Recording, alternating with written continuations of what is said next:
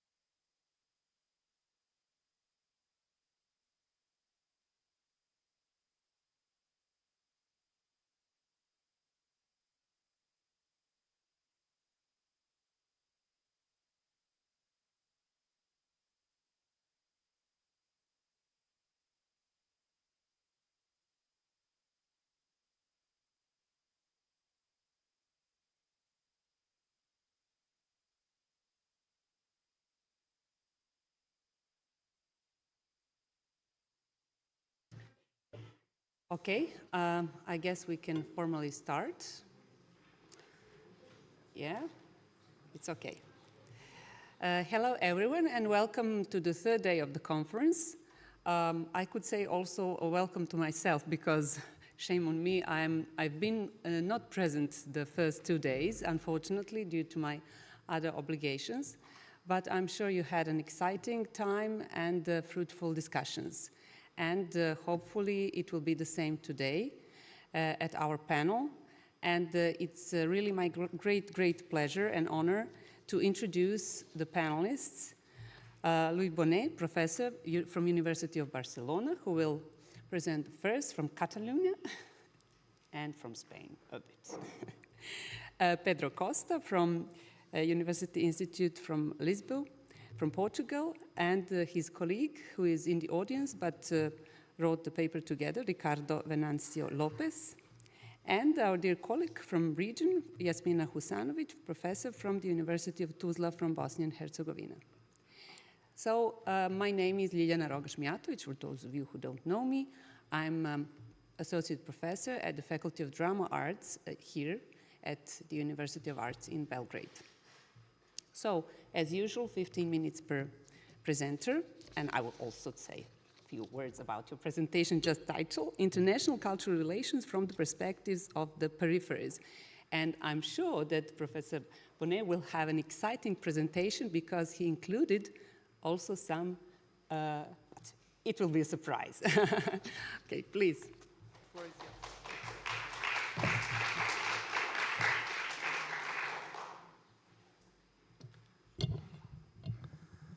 Good morning. It's a pleasure to be in this third day, and the audience, even though, of course, it's difficult to be in early morning, but in any case, thank you for being here. Okay, so as you know, most of our presentations are connected to the book that will be published this summer, so you will be able to read our papers, but I tried to do something a little bit more alive and more connected to the topics and the spirit of the conference. Of course, for me, it's impossible so I have my colleague, Jose Vicente, that he's a player. So sorry, I'm a very simple and boring university professor, not able to perform like him. So, but in any case, I decided that to use just this way to introduce the topics, which is, okay. So I will use my time in order to just talk about 3 different topics, interconnected topics, and I will finish with final reflections. So I will start just sharing with you some elements of the asymmetries, the existing asymmetries in international cultural relations. I will later introduce a scheme, a conceptual scheme that could help to understand both the drivers on international cultural relations, so the reasons why the different players decided to be active in international cultural relations, and at the same time, the different logics in this center-periphery tension, economic, social, political, cultural logics, who affects them. After this, I will focus myself on policies, governmental policies in this field. And finally, I will finish with these reflections, okay? So, and these are the pictures and the reason why I changed my presentation from the one I sent before and the one I mean. So, if you just walk very close to here, in the main street, the pedestrian street, you will see the Cervantes Institute, the French Institute, and I'm asking myself every time I see this kind of big buildings in the most expensive place of capital cities. So what is the cost benefits of teaching foreign languages in such expensive rooms? What are the reasons? What is the message that the governments are sending both internationally and to the domestic audience? And of course, there is a very important question. I guess it makes sense for them. but it makes sense as well for the taxpayers of their own countries, or only to a few elites that are interested on this kind of policy. So welcome to international cultural policy, Paul. Okay, so asymmetries. In a way, they reproduce the existing inequalities. And these existing inequalities between hegemonic and not hegemonic countries and regions and their cultures. Why and which kind of countries are more active in this kind of international relations? Well, first, large countries with geostrategic and imperial interests and ambitions. We see what are doing the main powers, from the United States, China, Russia, some European countries as well, etc. In other cases, we see that some countries could be very active when they have a very strong and dynamic culture industry, eager to expand their own products. And finally, we can see not either of these two groups of countries, but in some places, there is a genuine interest by the cultural operators on being in this kind of dynamics. Sometimes that happens in countries rich enough that their cultural organizations are sustainable, but at the same time, small countries that they need to have this international relation in order to go a little bit farther from their own domestic space. So these are the three main groups of countries. And the question is, what happens with the peripheries? Peripheral countries, peripheral organizations, peripheral professionals, because we can be in a rich country but be a peripheral professional. So in this case, that depends on change, on the ability to wake up, and the imagination to be present in these international agoras. Well, what are the factors of these asymmetries? I think we have to think always on the domestic political situation, because that could explain, for instance, the level of freedom internally, or if there is a top-down or a bottom-up kind of relationship in the cultural field in relation to the cultural policies, the level of governmental support. So these are one of the factors. Second factor is more social-oriented, so the openness of the society, the mobility inside the society. So it's not the same immigrant society or not, etc. There is, of course, factors connected to the economic situation, the availability of resources, and the business structures of the cultural sector. And finally, more internal cultural needs, so connected to the interests, the abilities of the cultural sector. So, but in any case, is it possible to change our view on the world map? You can see here, the map is not north-south, it's south-north. So it is possible to reverse these inequalities. What strategies can emerge from the peripheries, and how to achieve a more equitable enrichment of human creativity? So these are some of the questions which are in the base of this analysis and what I will try to share with you today. And now I'm going to the scheme, the conceptual scheme I wanted to present today. There are many peripheries. We have been discussing about this all over this project. So there are a spatial, geographical kind of peripheries, both at domestic level, at international level. There are cultural recognition peripheries, and there are as well institutional power peripheries. So, and probably there are more. I just wanted to concentrate in these three axes. And when we talk about geographic peripheries, we talk both the rural, the global south, the non-spaces in metropolitan areas, or when we talk about peripheries from the point of view of cultural recognition, we talk about unknown artists, nobody cares about some expressions, minoritarian cultures inside an hegemonic cultural scene. And when we talk about the institutional power peripheries, we talk about the independent sector, the non-formal sector, the self-exploitation of artists and professionals in order to survive in this jungle. And how this connects with these four main logics, which are the drivers, the reasons why we want to be involved in international relations.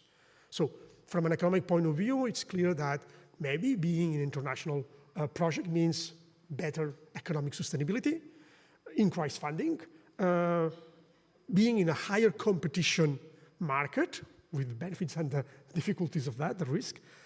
Also, the idea that how, in a moment that these huge platforms sharing cultural content, how the connection between cultural diversity and homogenization works, etc., etc. From a political point of view, it's clear that the reasons are connected to the enforce the local or national identity, some kind of proudness of being from one place, the political recognition of institutions and politicians, intergovernmental alliances, geopolitical kind of alliances that you use culture as a way to build this kind of alliances, and sometimes as well the colonization, the colonial strategies.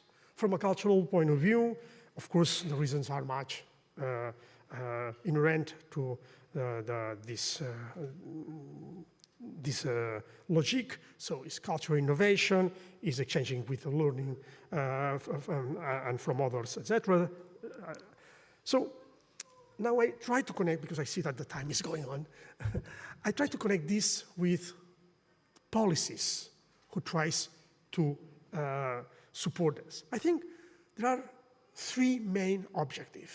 And these three main objectives could explain why in some cases foreign affairs ministries or cultural ministries support this kind of relationship from a different logic. So if the dominant logic is the soft power logic, so culture as an instrument of prestige and influence at the service of political, economical, and geostrategic interests for the national elites, things, of course, will be organized in a way, the orientation will be specific, the typology of programs will be different if the logic, the dominant logic is a commercial logic. I want to support our own cultural industry, to be abroad, to sell products abroad, or to make possible the sustainability of our own artists, because the domestic market is too small for that. There is as well a more genuine cultural logic, which is the idea that exchange, mobility, understanding the other. And we see that in some cases, some of the international cooperation programs tries to support this kind of logic as well. When we analyze this from the point of view of Europe, what we see is a lot of differences. So the Goethe Institute is not following the same logic that the British Institute or the French Institute or the Cervantes or the Dante Alighieri. So they, or the embassies, because the embassies also have, but the issue, and that's for me very important, is to understand that how this is connected to the interests of the different stakeholders, how they push these policies, and what is the relationship between governmental bodies and policies and the different stakeholders affecting. What is the role of network? What is the role of association? What is the role of an active cultural sector? But of course, asymmetries at the European level continue to exist. I just finished a research on the relationship between ASEAN countries, the southeastern countries, and the European Union, and it's very clear, this kind of asymmetries. So we can, I don't have time now to go on this, but I think it's important. In a current moment of revival of soft power, because there is a geostrategic configuration at world level, What is happening?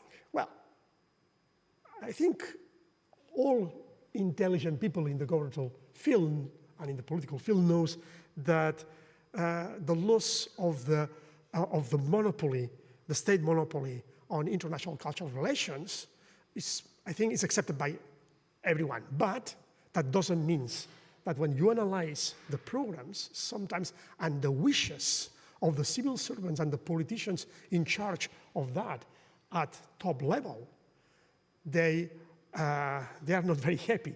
So in a way, they try to coordinate the different governmental agencies in, I think, a not very successful attempt to align everyone in the country brand. What we see as well is a prioritization of big events or to those very focused on specific elites. So it's both sides of the spectrum. We see that they try to influence all the stakeholders, public and private, that operates at these international relations through financial support. But of course, that not always happens. Of course,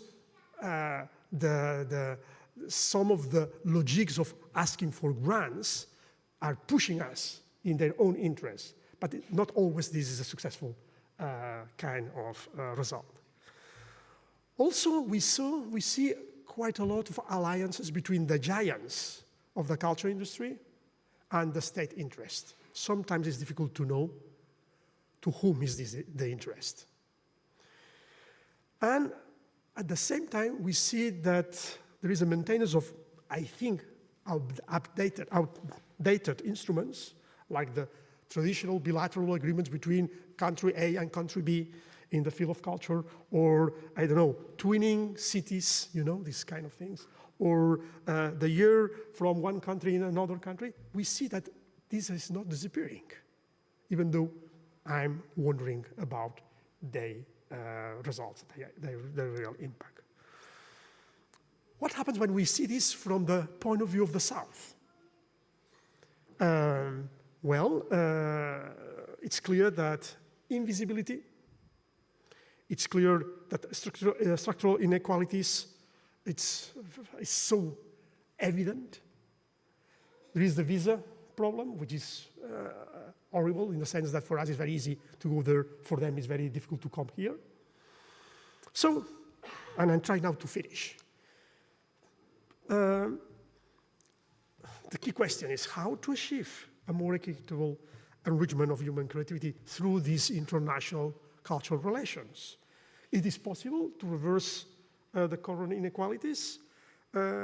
What kind of strategies could emerge from the peripheries? What is our role in order to push in this direction? And peripheries, as I said before, there are many peripheries. I think, and I'm trying now to go to something that we will discuss later in the next roundtable, is I think there is a key question, a deontological question, connected to, do we accept to be part and to legitimate cultural diplomacy at the interest of the elites, the geostrategic positions, and so on? Do we have some margins of freedom in order to use that in another way? So this is, for me, it's very important because what is very clear is that we see that it's growing colonial approaches, national populism approaches, non-supportive or respectful of diversity and minorities approaches in many of these policies. So how we react to that? And what red lines we need to discuss among us in order to be together reacting to this? Because from an isolated position, it's very difficult to, so it's sometimes there are very brave people, but I don't think this is the solution. The solution is agreements among us in order to see which are the red lines. And I stop here trying to follow my...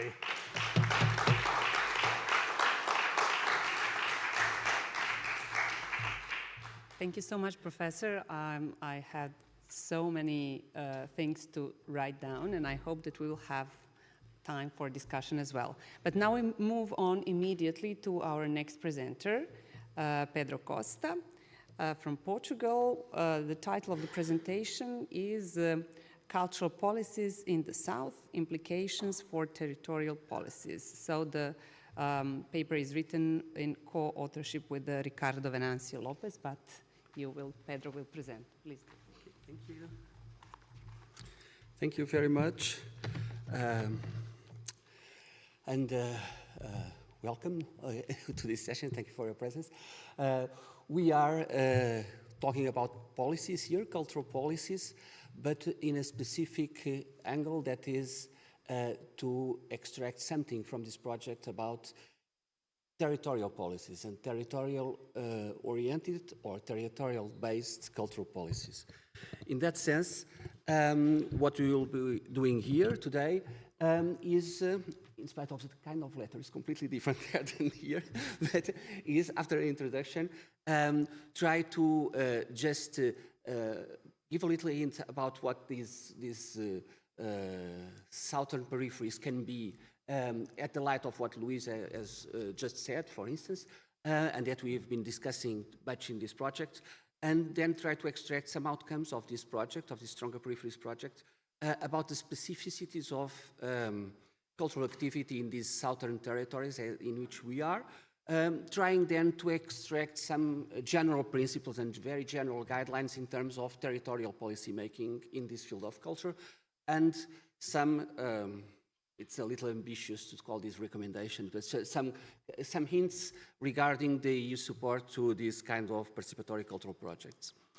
So this is the aim of the presentation, is to try to see what we learn from these territorial-based cultural policies or territorial-based public policies for culture from this Stronger Periphery project. And this is particularly important in the contemporary context of cognitive cultural capitalism, because what we are talking about is that we have public policies that many times are not flexible, and they should have the flexibility to adapt to the contexts and particularities of the communities and the territories. And that is in the core of the idea of the cognitive cultural capitalism, because what you have is the symbolic and aesthetic and cultural attributes of the goods, the services, and the territories in the core of the value creation, and so cultural policies should address that. And when I'm talking about cultural value and cultural creation of value, I'm not talking about economic value, and we'll go to that. Not just economic value, also economic value, but value at several dimensions of creation of value. Artistic value, social value, environmental value, and so on and so on. So the objectives of the public action, as well as the recognition of these cultural policies and recognition of impacts of cultural policy, are contextual and territorially based. And the southern peripheries, as we are, have a context that brings some common ground to our action, as Luis also was suggesting, that can add and go beyond the particularities and specificities of each territory that we are working on.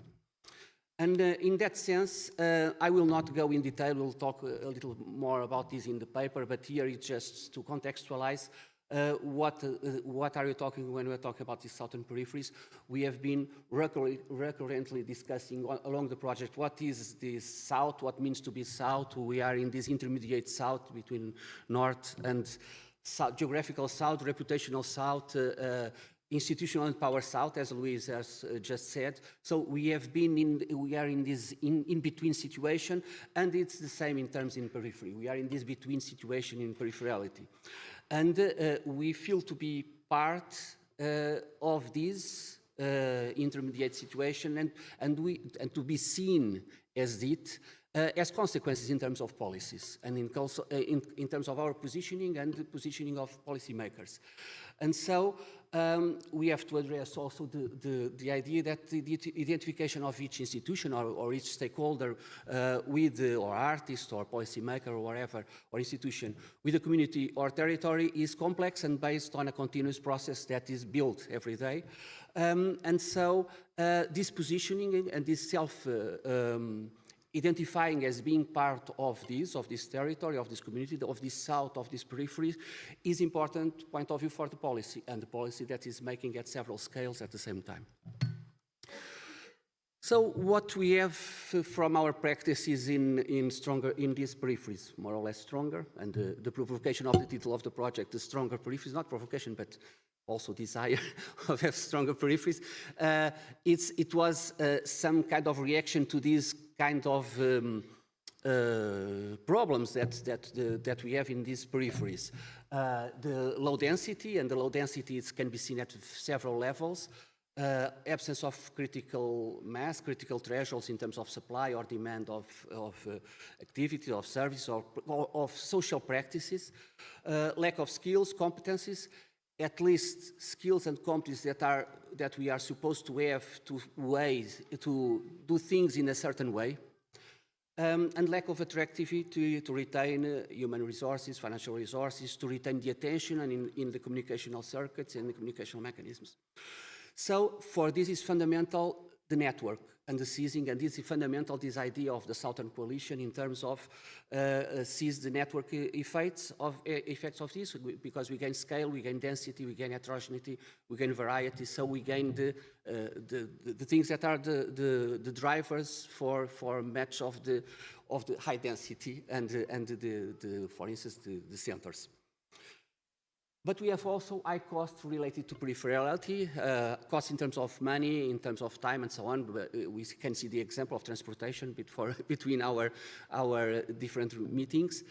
And we have often condemned to deal in the minimum common denominator. For instance, we are here all speaking in English. No one of us is English, but we all, and in all the projects, we are trying to work with what is the least worst scenario in several things. And so after that, we also clearly see a deficit of recognition, of reputation in the art worlds for being peripheral, for being from the South, including acknowledging existing skills and potential different skills and certain potential competitive advantages in the modes of doing that we have that are different from the others.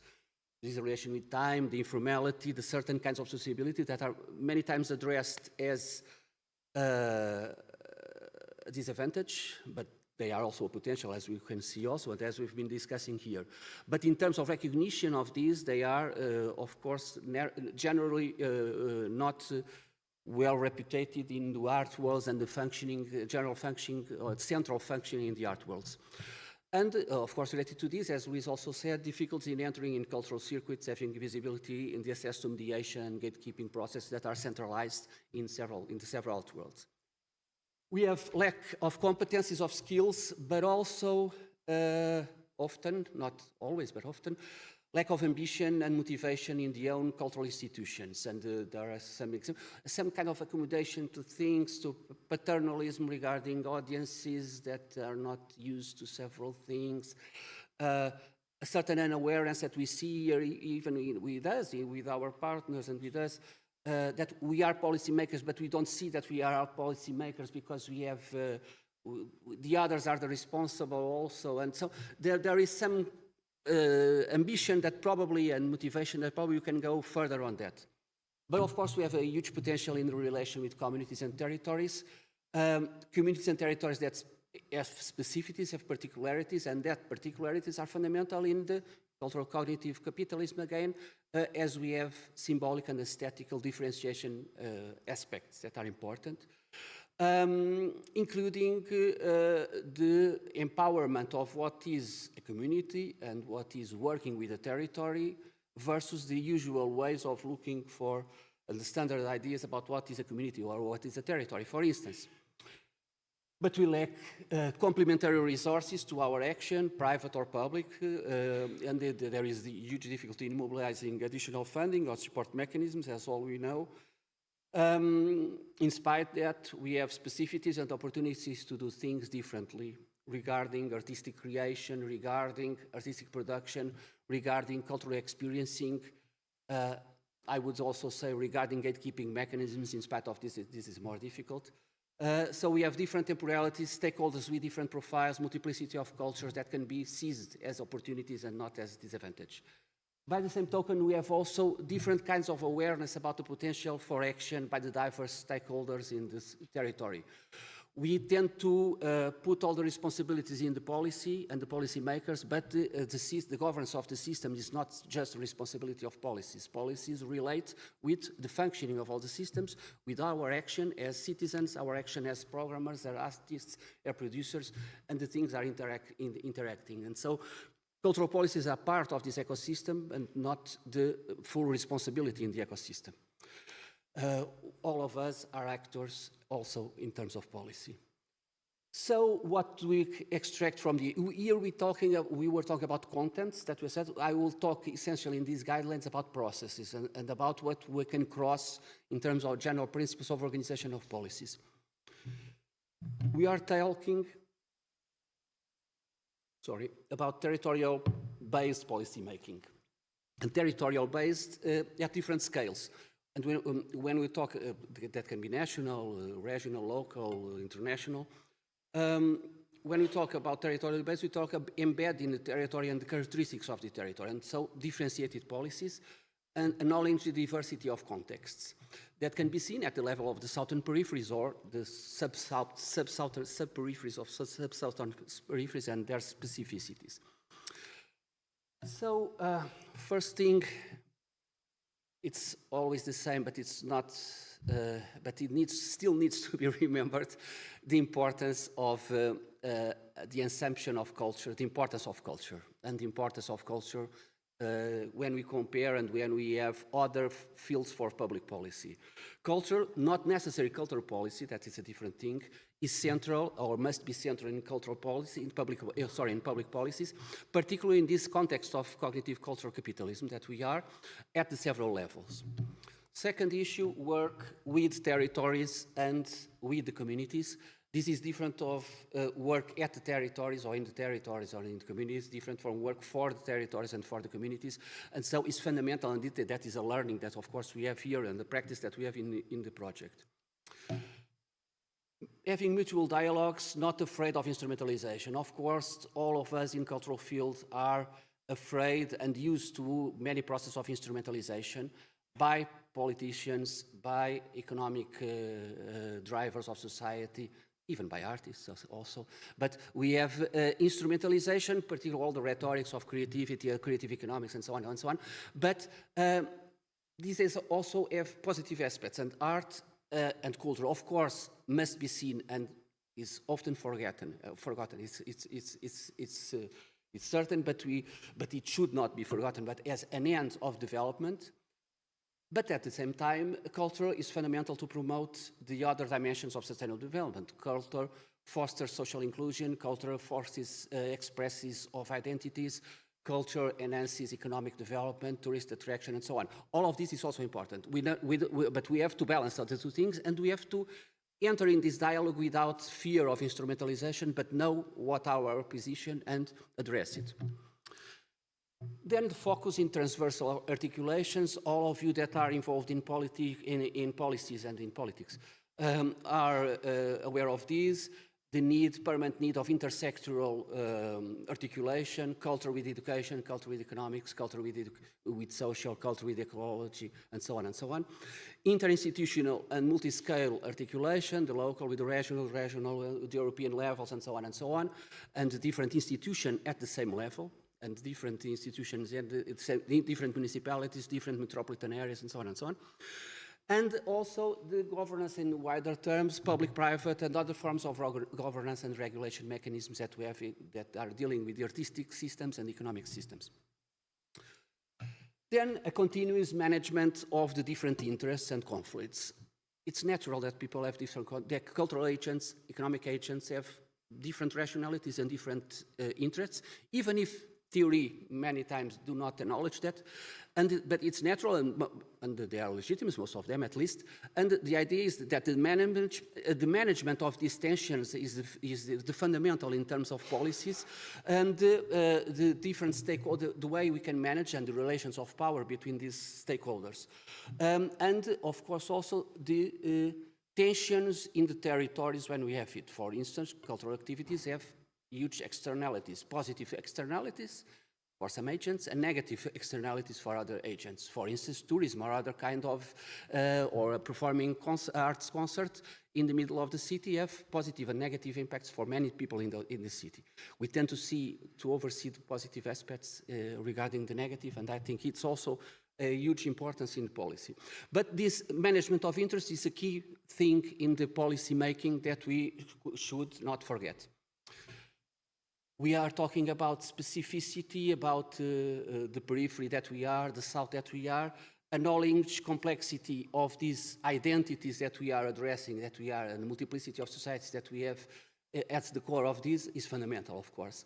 So value specificity, but acknowledging that the identity is not something solid, quiet, it's something that evolves, and it's something that is permanent construction. So not simplify what is identity and address the complexity of identities, perceive the complexity and the dynamics in the identities when we talk about territories and work with specific communities.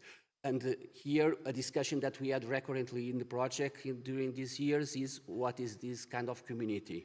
What is what we learn? We think that is a community, what we learn with daily community, what is the community, what is the identity, or what is our representation of a community that is completely different many times.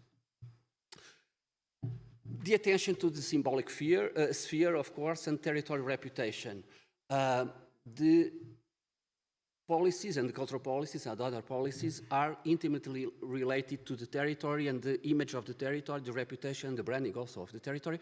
So we have here interaction that it's important to deal, of course, the relation between what we are doing and what we are representing, and what is also the tension between the politicians, for instance, and technicians in the same municipality, for instance, when we are dealing about the two things, or the reputation for the artists, for the agents, and for the electorate is not the same, or can be not the same. And so we have dealing these different kinds of representations and the symbolic sphere and the territorial reputation.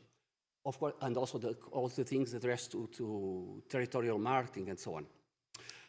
Finally, the idea of flexibility and avoiding the dangers of institutionalization when we talk about culture, creativity, and we are talking about things that, and creative dynamics, we are talking about things that can be that can be very harmful, the institutionalization of procedures, the institutionalization of practices, and many times they rely on governance mechanisms that are much more based on informality and based on relations that must be enhanced and fostered and understood, and not to institutionalize them by public policies or by market or other things, but to try to understand what are these relations that are before, and this informality is important. Having this in mind, all these things, territorial-based policy making at the different scales should be seen for us at the lens of the specificities of the southern peripheries. Those problems that we were raising before, when we are talking about this, and this probably is a general grid that we can apply to other things, but the idea is in terms of format and process, this is the framework that we are trying to apply to the specific problems that we have and that we were raising before. Finally, one of our objectives was also to make some kind of recommendations, it's a little strong maybe, regarding the EU support, but it's one of the components of reflection that we have to do, and by monitoring and assessing this project. And we were all talking about this in some of our meetings. and with all the people involved in the project. We are not questioning that part that is there in gray. What are the reasons for the cultural policy at the European level? We just assume that they exist, and they have that double feature, that on one hand to assume culture and creativity as the final end, and so have cultural policy as a traditional cultural policy, but on the other hand, that they enhance culture and creativity as a way for attain other objectives of sustainable development, to have economic growth, to have environment protection or urban regeneration, to have social inclusion, to have expression of diversity, of participation of people, citizenship. So all of these are objectives of policy at the level of European Union that can be addressed through culture and through cultural policies also. And so, assuming that as something that we are not discussing, we are here launching ideas at three levels. First is what should be supported, and then there is several challenges on this, departing from our experience in this project. On one hand, of course, this is the thing that all people talk about, is the time, and time is needed, so the continuity of policies, continuity of support, not necessarily of subsidization, but that effects are seen in the long term, stability of action, maturation of processes need for everything. So policies should address that anyway, in terms of what should be supported and what can be the format for have that support. Another issue is the tension that we have been discussing so far several times also about support processes or support outcomes and results of it. Of course, most of us probably will defend that important process in a project like this, but this tension in terms of objectives is clear also in the European Union, and not only but in policy making. And the challenge is the balance between the two things.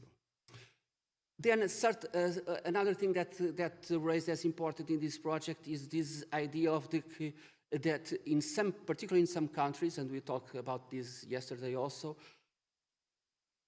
the European cultural policies are a safe space for certain artistic creations and processes that have no space now in some countries because of the polarization, the radicalism in contemporary Europe, and the way that, at least in some countries, we expect not so much countries, but probably in more countries in the future, but that we have here some issues, at least, of traditional cultural policies and the space for alternative independent art scenes in many countries are at risk. And cultural policy can have here, European level cultural policy can have here a role. At least we expect. Second level, how to support this is another level of discussion. The balance here between the outcomes of the project for its beneficiaries, the end users, the communities, the territories, but also the artists, the institutions involved that are also beneficiary at the end in some cases, and the mechanisms for the sustainability of institutions that are many times beyond these kind of projects. And we are talking about institutions, we are talking about us. As partners, as cultural institutions, cultural promoters, universities, and so on and so on.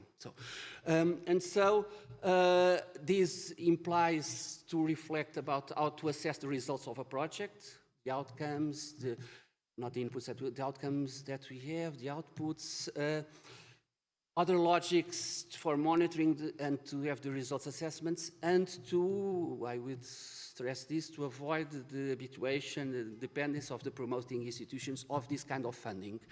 Of course, it's important for all of us, but in the side of European Union, I'm not sure if that should be the objective, I will argue.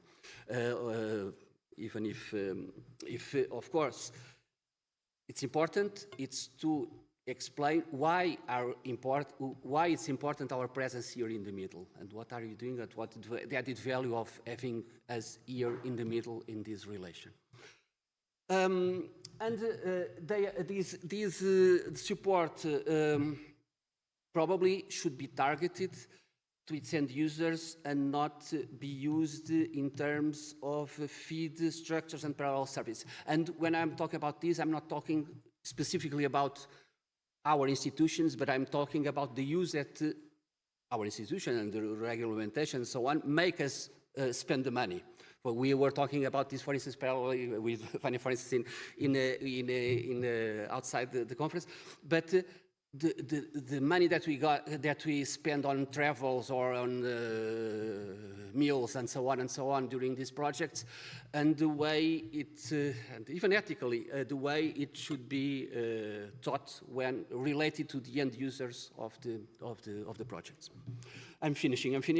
And so, final thing, it's final layer, how to assess this. Which types of impacts measurement can we suggest? We can do it in several ways, and we can think a little bit more about this and suggest on individuals, on institutions, on territories, on communities. We are measuring different things at these levels. We can have more quantitative, more qualitative analysis, but the fundamental is to go beyond monetization of value and the reduction to economic. Even when we are talking about environment or social, we are reducing this to monetizing this, and it's not the solution, of course. So the multidimensionality of value, what is the artistic value, the social value, the cultural value, the environmental value that we have taking out of the project. And finally, one other thing, I will insist on this because we tend to of course, because it's natural for us and it's benefits for us to overemphasize the benefits, the positive externalities, but we also have responsibilities and negative externalities in our action, and we are also arming communities and territories, and that should be also measured with the noise that we made, with the problems that we made, and so on and so on and so on. Thank you very much.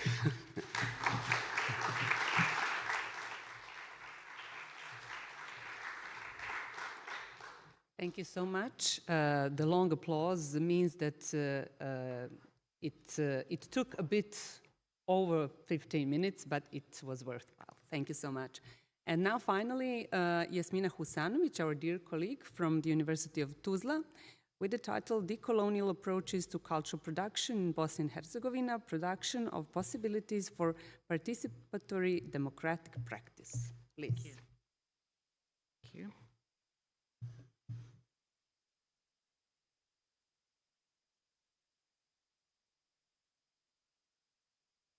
Hold on a second, I just want to know what the time is.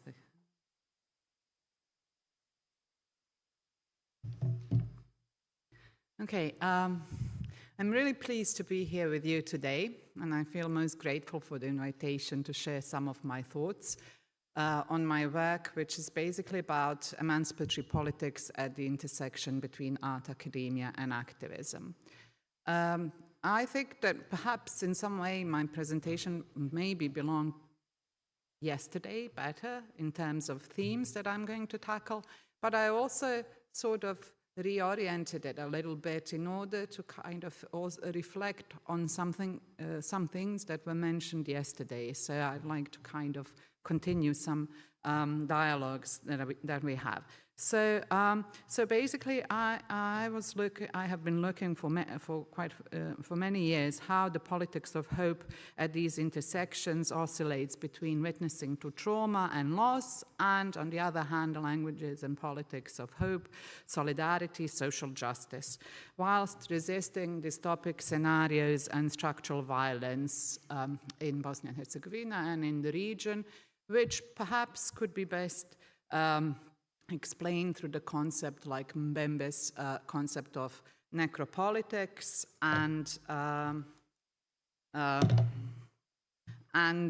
which is basically his term for contemporary forms of subjugating life to the power of death that develops relations between resistance, sacrifice, and terror, and how the lives of citizens are being reduced to the living dead, to excluded communities into the status of social death, or as some other authors would say, into sacrifice zones.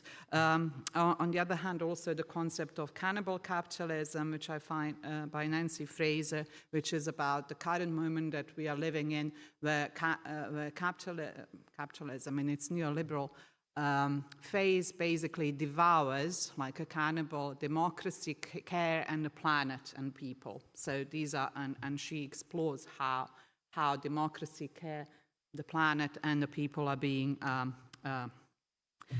devoured. And also, I've been engaged in a lot of platforms and that are quite political and activist, and that basically also produce these possibilities and enact participatory democratic practices in various formats. So I just wanted to kind of continue this discussion here also, Christian, a discussion on the colonial, anti-capitalist and feminist imperatives, which must inform our local and transnational cultural policies in the European South or Southeast, whilst bringing together activists, scholars and artists in counter-hegemonic collaborative endeavors. And yesterday we talked about counter-publics, but basically towards promising participatory and ethical community relations. And I see many examples like of that in this current project. So my argument is that a lot of these practices are about a huge task, which is forging a new social bond in a way. So basically kind of cultural connections that also resuscitate this notion of social and public good, or the commons, through new democratic experiments and forms of citizenship. So one of the themes that I've been engaging is the notion of material effective infrastructures, which weaves together certain promising imaginaries, but I will get back to this notion a bit later on. But in a way, I'm also trying to think about these knots between time and labor, care and affect when it comes to resisting the symptoms of alienation, privatization, extraction, and exploitation. So you've seen here that that I'm basically saying that somehow there is a very promising production, both in academia, art, and activism, of practical hope and critical hope through emancipatory pedagogies or critical pedagogies, how you want to, or feminist pedagogies, how we want to frame them, that enact something which, together with my colleague, in one of our articles, we have called community as academia. But in some other things, platforms that we did, we also phrased this also as the key question when we work together with these different audiences or different participants. How do we work together? Especially when you're working together, scholars, workers, students, activists, with workers who are striking, who are occupying their factory, and you're engaged in this effort for a number of years, like we've been with the DITA factory workers from 2010 to 2015. So, and especially because this somehow makes us, in a way, engage actively with this imperative to search for a community of equals that intervenes into difficult subjects, most difficult subjects today, through a reinvented classroom as activism, or activism as a classroom, so or art as a classroom. So those interventions, which include a common work of artists, theorists, students, activists, citizens, are an act of knowledge production that we build, where we build the stage to, and I'll quote Rancière here from Emancipated Spectator, where we build the stage in order to frame the story of a new adventure in a new idiom.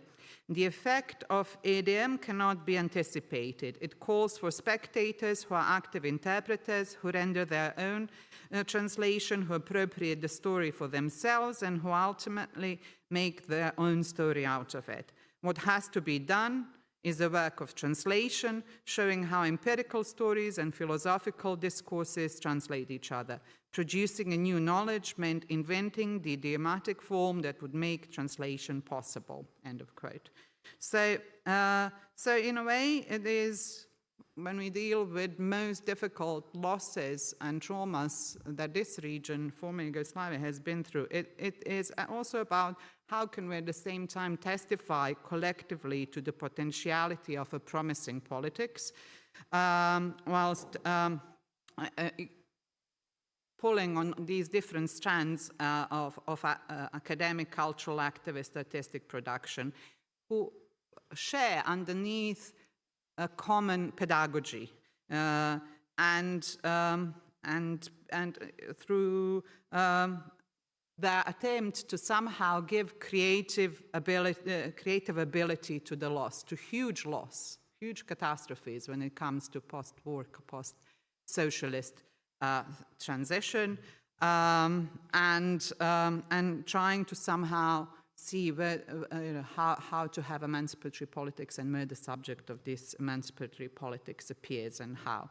So it is pertinent maybe to emphasize this, that critical pedagogies are important, have been important to us because they focus on the practices of cultural criticism and analysis that engender classroom as an emancipated community, which is in fact a community of storytellers and translators. And there is a strong legacy in the former Yugoslav region of actors and spectators in this communal space of knowledge production, transforming the relationship of inequality into a community of equals. And obviously, this work has to be furthered and also quite informed by latest things that we learned from decolonial theory or from ecofeminism or eco-socialism or in general critical theory today. So because I think it's a cooperative learning process that is not just local, it is global, but it is universal as well, and it must be outside the transitional walls of institutionalized classroom culture, because it must be practice-oriented, non-authoritarian, building on the experiences, insights, and affects around text and stories of everyday life, its practice and politics. And as we know that basically at the same time, this is like working on different sides of potential social movements in a social movement, at least in the field of knowledge production, but also much wider than that often. In order to kind of continue conversations that bring together a complex world of audiences, their stories, passions, and experiences into a public classroom framed as a community of equals, where we together produce maps of knowledge and action that somehow make this switch from the hopeless politics of loss by inventing a public language of hope. And these new public languages of communality and hope in various sites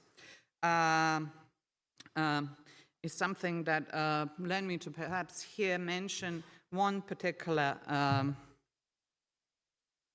play, theater play, My Factory, that was directed by Selma Spahic, a very famous director regionally.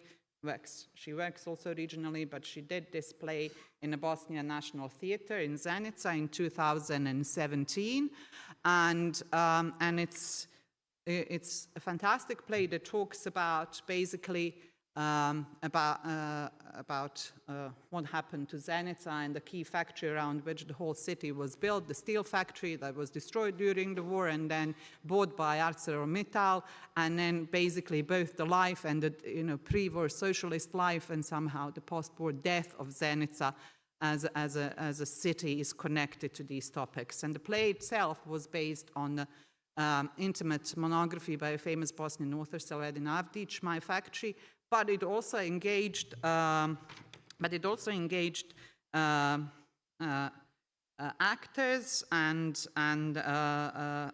basically became something else. This was just the inspiration, and collectively the actors, but also later on the audience, participated in trying to somehow research the feeling of the town that still belongs to them, and the experiences and memories, and it is not completely stolen to them, especially because at the heart of this local identity was the notion of factory as a home, as a mother, this big factory, steel factory, the biggest in former Yugoslavia, and also at the heart of this was the workers' family, kind of conjoined this oikos with the factory itself. So also dramaturgist was Amina Omerovic, who did a great job. But I wanted to connect somehow these themes to, it was very important that it showed in 2017 because it was quite timely, but it was also unique because a lot of art in Bosnia and Herzegovina has not responded actively or proactively to protests and plenums that happened in 2014, 15, and 16, and workers' protests. So this was one of the rare, proper participatory engagements in working through some of these themes after plenums and Bosnian Spring of 2014, and later on the occupation and restarting Dita factory. This was very important to many of us. So because also inside the Workers' University that we set up with the workers of Dita factory, which is a factory in Tuzla that we were working with for 6-7 years until it was privatized, but for 6-7 at least it wasn't like completely stripped of assets, and some workers remained, and it started producing, but they really had this intent to completely destroy it and leave people on the street. So in another part of my research, I explored this theme of protesting for production. What does that mean in larger terms? And how the occupation of the Dita workers cut into the very matrix of dominant property relations, and how basically the effective infrastructures and belonging worked here together with Dita workers and all the community, the whole community that supported it.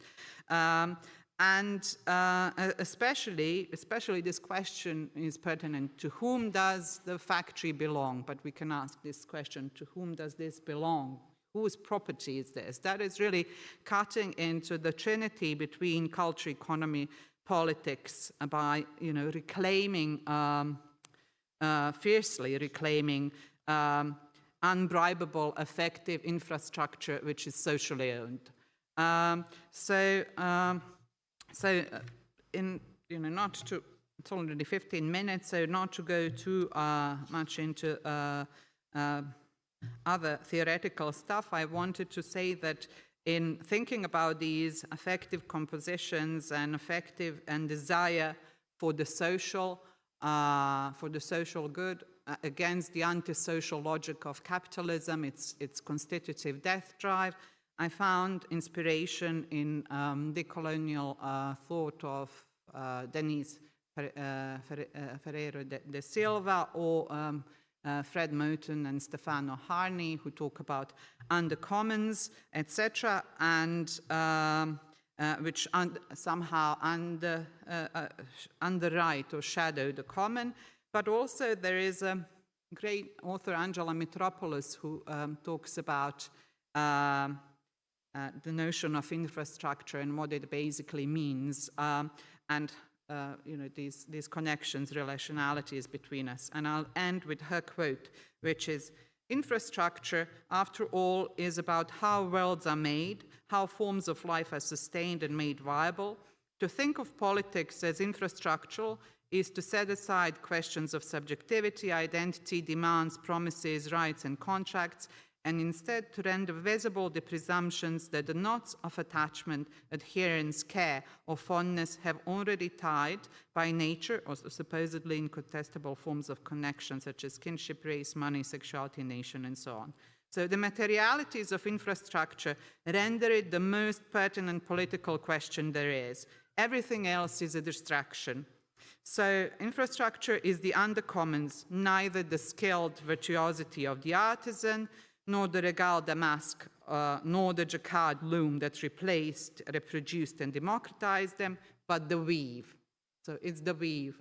So basically, this is something, this desire for the weave is something that I see as most alive today when we have collaborative endeavors between art, academia, and activism. Thank you very much.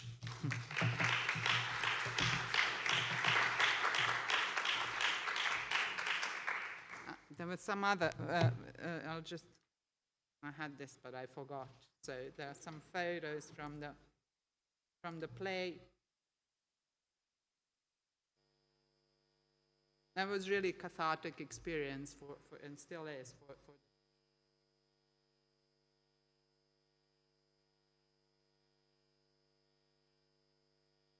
Thank you once again. We have time for questions and for a discussion. I like this part most. So now I won't make my position privileged than yours. So please don't be shy. I know, Professor, you have the first question to go, please, but we need a microphone. Professor Milena.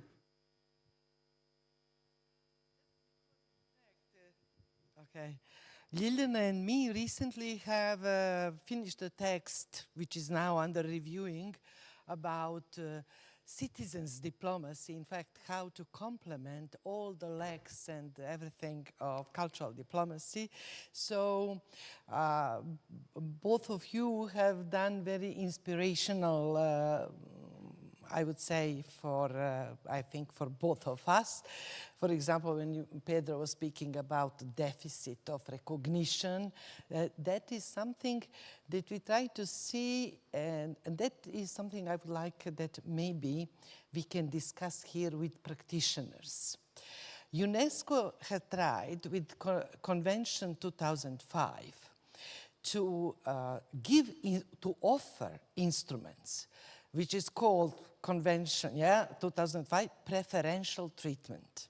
But our analysis of quadriennial periodic reporting of the whole world, we took 100 countries that reported, was no use of preferential treatment, of fair cultural cooperation, of global north giving any advantage. Or contrary, the most used instrument of cultural policy within Convention 2005, which is meant cultural cooperation, is instruments to support export. By which countries? Global North. Canada, for example, is the leading one, with 15 different cultural policy instruments to stimulate Canada creative industry exports toward countries of Global South. So my question would be, how we, because that was in fact topic of our, one of the topics of, because we have written two texts recently together, was how we, cultural practitioners, activists and so on, how we can change practices of official cultural diplomacy, which I have to admit, I never thought in economic terms when Luis asked, who is paying for English, Spanish, whatever language courses, French, in such expensive buildings in center of Belgrade? By the way, it's us. That's the way how countries, I mean, those of us who want their grandchildren to go to French kindergarten and so on, I mean, you pay for that, but that's the only way how those countries Spain, France, and so on, can still keep prestigious buildings in the center of the city, which, by the way, United States gave up. And United States, in fact, quit the building which today belongs to Cervantes Institute, because for them it was expensive. So for the richest country in the world. So it's again very strange economy that teaching language courses by foreign institute, Austrian Cultural Forum also, Goethe and so on, is in fact ruining our quite well-developed system of teaching foreign languages, which existed throughout the socialist time. I've learned French and English at the Institute for Foreign Languages, in school also, but mostly there. So, and it was working. So it's very interesting because they want to keep prestigious, but can you imagine Institute Cervantes in a small building with a small rent? I mean, that wouldn't be good for image. So they have, or French Institute to keep the prestigious and so on. So, but how they can sustain that? By giving courses paid very low, the native, for example, French speakers to give courses. They're all on the base of 1 year throughout. Goethe Institute also. The contract, and then they dismiss. They don't prolong contracts, because if you prolong contracts with the language teacher, you have to raise salary for the language teacher. So you always take beginners and gave them the lowest possible. So economy, I'm sorry for usurpating, and also I just, and then I will not take anymore. For Yasmina, thank you very much for raising many important issues on this intersection of activism, academia, art, cultural policy, specifically for showing that on Selma Spahic performance. She's really very well-known artist throughout the region, but that is issue that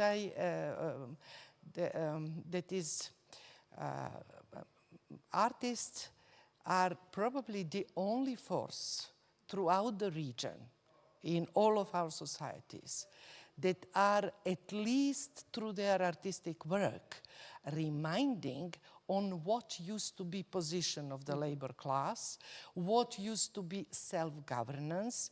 For example, the only remnants of self-governance you had possibility to see. It was the magazine, Circle Performance was there, and I just like to raise this issue. They go again. Okay, so it's, you might speak with the people, how they're organizing, how they're planning. That's the only space that continued to be self-governed space in culture, which was general manner of Yugoslav self-governing socialism once upon a time. Sorry for taking a long, but... Would you like to respond? To have more. Okay, then I'll take the privileged part just for Professor, because I'm so much inspired by what Professor Milena said. Actually, you mentioned it in your presentation about these expensive buildings. I myself, by the way, went to the Cervantes Institute for Spanish language. But it's also part of the, so to say, geopolitical and I would say geostrategic dependency of us towards other countries. So it was not only because the United States, it was too expensive for them, because you remember what actually happened with the building. So they didn't want to go back there. And they will have a new center in the very luxurious space. I'm sure you will know soon. But what I would just maybe invite all of you to just kind of reflect in regards to your presentations. No one mentioned the center, word center, which in this relationship, structural is very important. We are all looking towards some centers. Some of us want to move from the peripheral position. I'm talking about states, even cities. Some are fine with the position at being at the periphery. But what is needed to become semi-periphery, if you like? Because we are all, in a way, being, I won't use the tough word, but treated in an unfair way in regards to production, but also distribution of our work, of goods, etc. So this dependency in this relationship is, I would say, a crucial word in this structural relationship, of course. But you can use also examples, not to stay only in this abstract theorizing of things. Okay, now more questions and comments, please. Yes? Hi, thank you for, I don't know, can you hear me? Yeah. Thank you for the presentations. I have a question to do. Well, the last decades, a phenomenon is observed, which is that of the very big institutions visiting the European South and the European East for, you know, presenting and organizing events. I will mention big-scale events. I will mention two of them, the Manifesta 3 in Ljubljana and the Documenta 14 in Athens in 2017.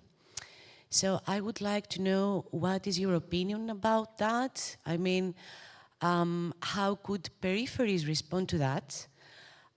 Considering also a reconsideration of what we are, which is our identity, because we come from the European South, but we do not belong to the global South, which is also related to the concepts of blackness and whiteness, because colors are what they are, but colors are also concepts and ideas, and yeah, that's the question. Okay, Thank you. Thank you. More, please. Provocations? Comments? No? Provocations always. Always, Tanya, please. Now, for Professor Husanovic, I'm interested in why you decide to speak about knowledge production. Do you see the idea of producing knowledge as emancipatory, critical, or feminist? I'm thinking, are we really producing knowledge, or is knowledge already existing and then we are exchanging, or what are we actually doing with the knowledge, and is why are you deciding to use really the vocabulary of producing it? To Pedro, I was thinking why preserving informalities in policy making is positive. In our societies, we very often think about informalities in policy making as an obstacle towards more democratic, more participatory, more transparent. So maybe a little bit of reflection on why informality is good. And then to Professor Bonnet, you were saying that mobility is a cultural dominant logic. When you were talking about economic dominant logics and then geopolitical dominant logics, and then mobility was one of the dimensions that are, for you, cultural dominant logic. Are you really thinking this way? And maybe can you comment on the asymmetries in terms of mobility when in international cultural collaboration and cultural policy? I think this mobility is very often also politically motivated, economically motivated. So is that a trap that we think that mobility is always culturally dominant logic?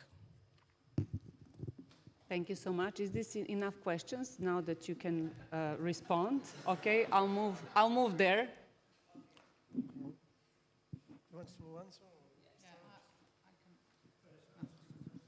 Okay, thanks. Thank you for comments and questions, and I will briefly actually tackle this question, a huge question. We can really, I think, deserves a special panel to talk about what does decoloniality mean in the European South, which is a form of South, because you have the processes of racialization also happening there. And there is, you mentioned, what does that mean, the center doing this and that. The problem is that there is, even on the art scene or theoretical scene or knowledge production scene, the logic of extraction. Our knowledge or experiences or insights are also being extracted and reproduced elsewhere in the center, and then they come back to us in some sort of quite often problematic form. But so this is somehow a kind of double injury. So this logic of extraction and extractivism in arts and in academia has to be exposed all the time. I mean, it really has to be called upon. We should not keep silent to it, and it's just not this just attempt, okay, how can we be assimilated into the center, but how can we really problematize the center and all the practices that are ongoing? And I can bring, yesterday I had an example, but I don't want to bother you with that when we were discussing it, and I was looking for a reference, and then I found a reference, and then I also figured out what kind of work has been done globally that has obviously been based on the work that was done locally and has not been mentioned at all in the process. In the art scene, pretty big things and important things. So anyway, but the second one, why do I use the term producing? Mostly because I want to acknowledge that for knowledge you need time and energy, i.e. you need labor. And these notions of time and energy are really important in terms of how we come to knowledge, and whether it's experiential, whether it's subconscious, whether it's something that comes to us, intuitively or through suffering, or there are all sorts of ways of and theories of how knowledge comes about. But I keep the word producing because I think it implies this kind of labor by activists, artists, and academics together in order to produce this knowledge together. And that requires time and energy. And if we are talking about affective weaves, we also have to talk about affective depletion, because our capacities are being depleted all the time. Our times and energies are really scattered all over the place. We were all mentioning that. So maybe infrastructure is, according to Metropolis, the most important political question for her, and it's really important. But I would say that the matter of political time is also crucial. And how do we produce time for politically engaged, for instance, art? That's also something that I think is important. Or this even Freire or Williams, they talk about the production of practical hope. So we have to really maybe we can talk also about reproduction, but it's about labor for sure. That's it.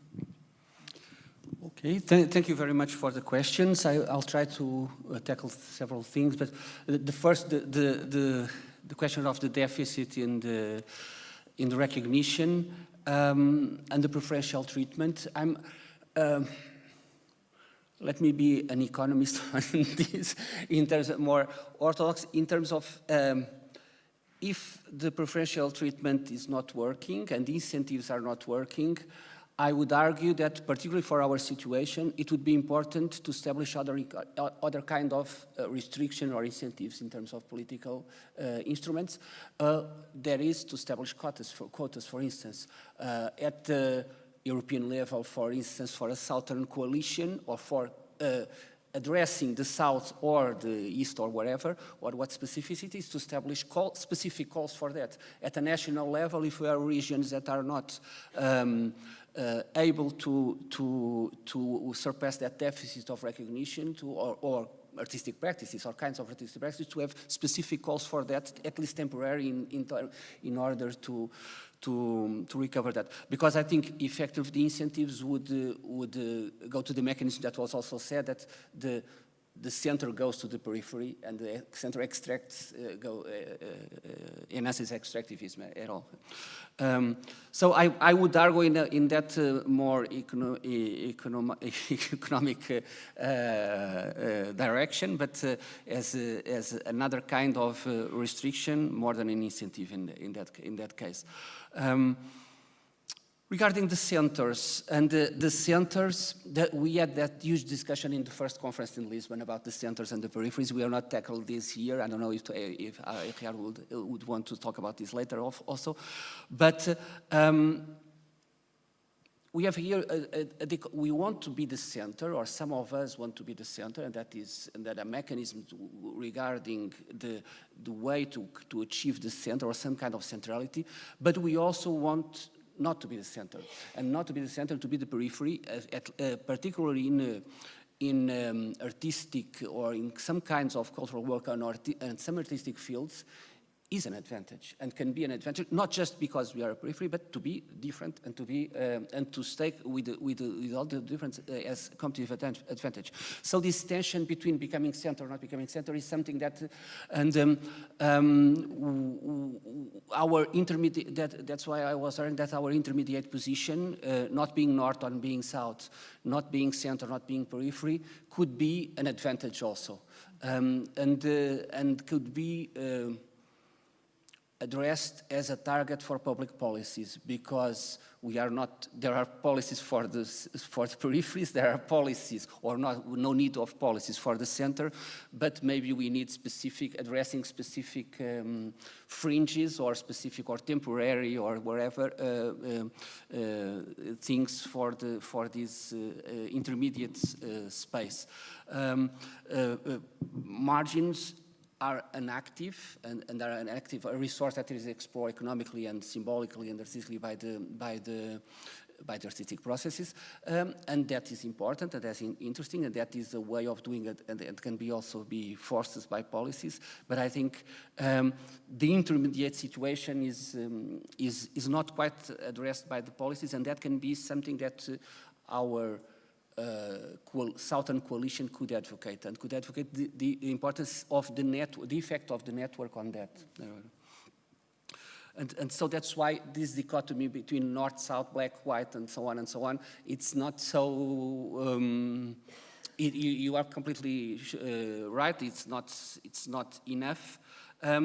And could lead to those extractivist behaviors that we have with the central institutions to go there and do all the things. And so, again, specific policies, for instance, the quotas, the specific calls, and so on, could be done, or specific funding mechanisms for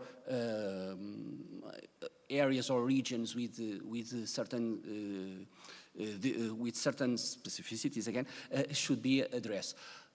Then we have the problem that is the first problem. How can we market our problems, marketing our problems?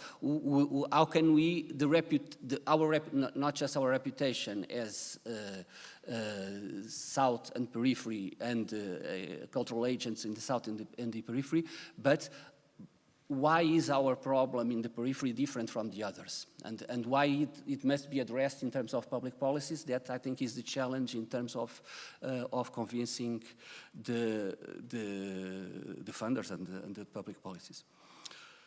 Regarding informality, that is something that we work very much on that.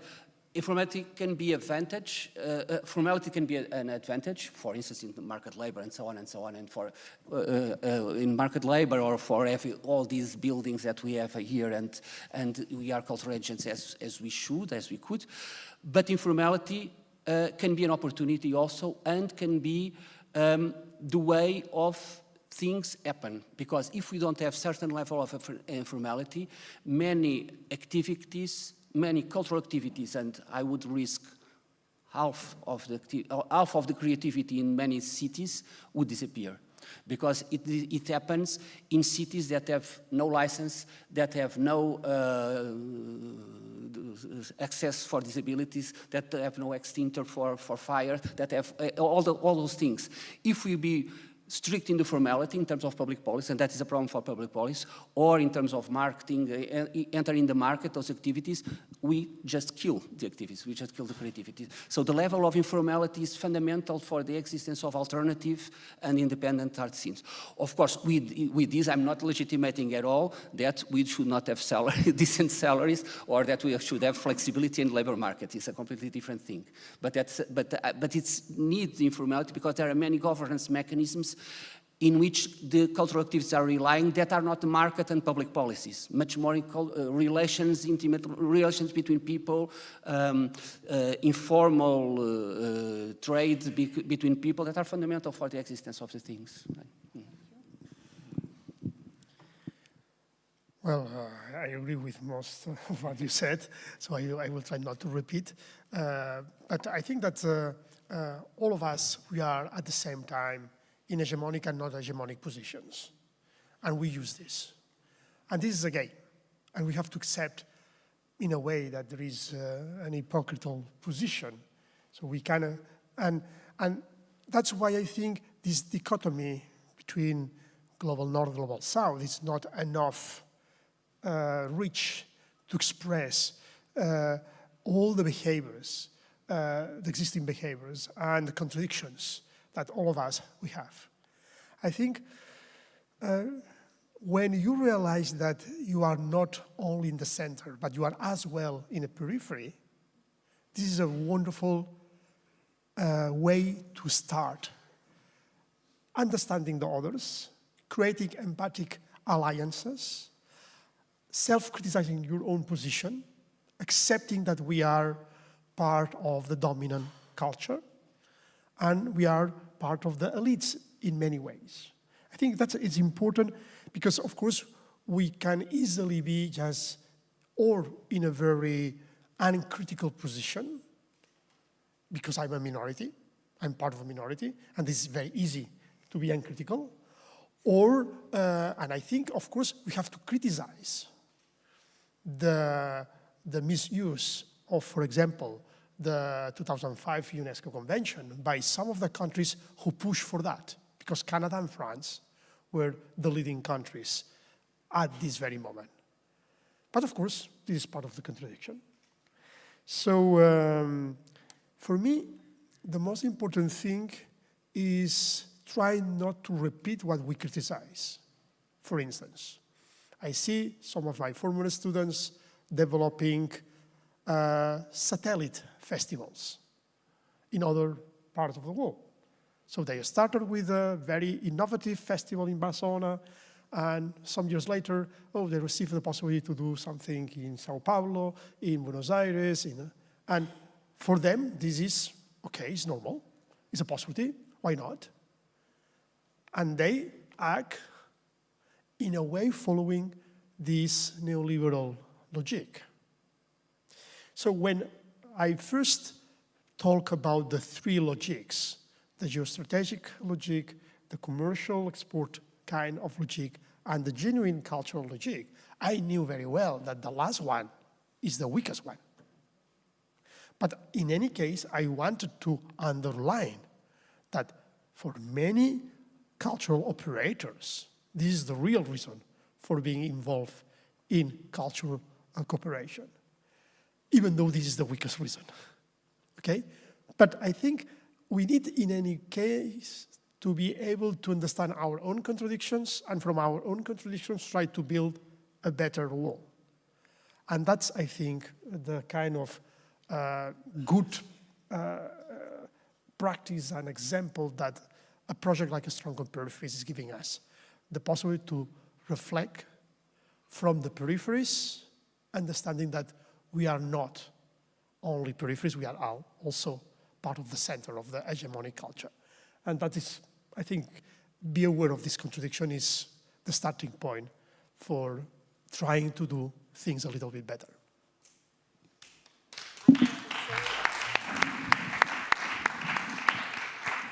It would be really honest to finish with this very wise message that you gave us. Thank you all panelists very much. Thank you for being active audience. Now, if someone from the organization would come up and say a few 20 minutes break. Okay, 20 minutes break, then means rush. Thank you very much. I enjoyed it a lot, and enjoy the rest of the conference.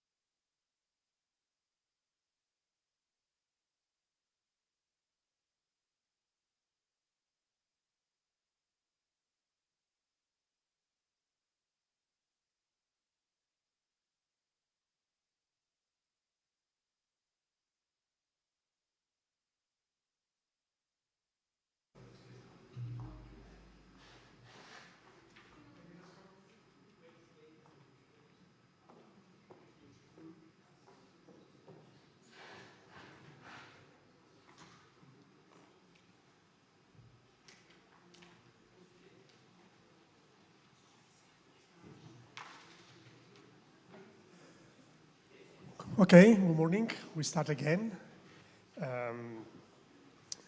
It's a great pleasure to introduce our two guest speakers of this roundtable, of this debate that we will organize. It will be a dialogue between, for one side, and he will start, Federico Escrival. Federico Escrival comes from Buenos Aires. He's professor there in the University of Buenos Aires, and he had developed a very rich career as well as a civil servant working in the field of culture, and also this reflection approach what he's doing at the university. And in my right side, my dear colleague, friend, Emmanuel Negrier, that you know very well because it's part of our project from the very beginning. And Emmanuel, he's a CNRS researcher in Montpellier, the University of Montpellier, political scientist. So between both of them, they will just discuss about South and peripheries in collaborative artistic strategies. So we will have this approach, and Federico will start in a way contextualizing a little bit his own experience from a periphery, in this case the Latin American periphery, and the case Emmanuel will try to answer some of the questions that Federico selected from a quite long list of potential questions. He selected 3 questions, so Emmanuel will just react to that. So it will be not each one doing their own speech, but something more a dialogue. In any case, Federico prepares a couple of slides in order to just contextualize his point of view. So he's starting, but you will see later, it will be just a debate among us. So please, Federico, welcome. Thank you so much. Good morning to everyone. Let's see how this works. Okay. First, I'd like to show you a slide video in case any of you don't know where my city is located, but mostly for showing you a characteristic of my region that I would like to take as a starting point for description, that it's the strong inequality. We all know and we all share the conviction that we live in an unbearable, unequal world and unequal society, and we have this 50,000 people slum 3 kilometers away from the last scene that we saw, that it's the neighborhood of Puerto Madero, that it's like the image of opulence in Buenos Aires, that it's my city. But first of all, I need to tell you that I'm very proud of being here. I'm very honored of being in the Balkans, of being in Belgrade. I would like to thank all the workers of this venue and all the work in layers that made me possible to be here. I've been watching at that lamp for 2 days maybe, and I'm thinking that in all my life I've been devoted to building it, I still wouldn't make it. So these layers of culture, language, and assembled work made it possible for us to get together and for me to be here, and I'm very honored by it. I'm very thankful with the Southern Peripheries team, for the FDA team that organized this, and who's very precise in each of the devices that made this conference. Obviously, with Professor Milena for the extremely generous invitation that allowed me to be here sharing these ideas with you, and for both Emmanuel and Luis for its fraternity, their friendship, and their commitment for thinking this space that we are now starting. And I would like to highlight something that I saw in the website of the project, that is this, I would say wrongly as many things, sorry for that, but it's like this handbook on happiness. Manual on working happiness. And I think the idea of happiness is quite revolutionary, because we will dive into that later. So I won't bring a Latin American perspective, but a South American perspective, and that South American identity is not geographically based, but a term from political science. I will go there right now. This was the linguistic diversity of my region in 492. A few years later, all these populations were just Indians. And because of a very rich and lovely country that they didn't get to know of its existence. And I think this image might cipher some of the debates we discussed yesterday with Luis and with Emmanuel, and that I will try to summarize very quickly, leaving lots of holes, and sorry for that, but I have to summarize the history of our region for maybe 500 years in 2 minutes. So let's do it. Some moments that I would like to highlight. First, we have like 15,000 years of history in that diverse perspective, summarized and mainly erased from our own narratives. This complex sociocultural and linguistic diversity that included mathematics, astronomy, writing, ceremonial burying, architecture, complex fiscal structures that inhibit the possibility of hunger in the way we know it, and exclusion, radical exclusion in the way we know it in modern contemporary societies. Even though there was oppression, there was human sacrifices and stuff, but there is some history there to be recovered.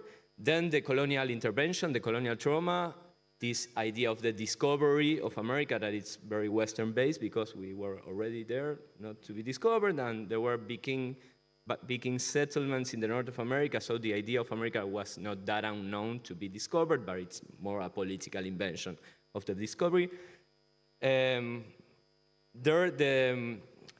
cultural highlight I want to extract of that moment is the instrumentalization by the colonial conquest of pre-existing ethnical and political tensions in order to give this colonial rule that lasted more or less between the middle of the 16th century and early 1800s, and that this brought mainly hybridization, miscegenation, articulation of resistance to this colonial rule that mixed different dimensions, military resistances, also of low productivity, that was the argument that brought the colonial rule to introduce the enslaved African population, because native populations won't produce as much as they were expected to, and also cultural resistances.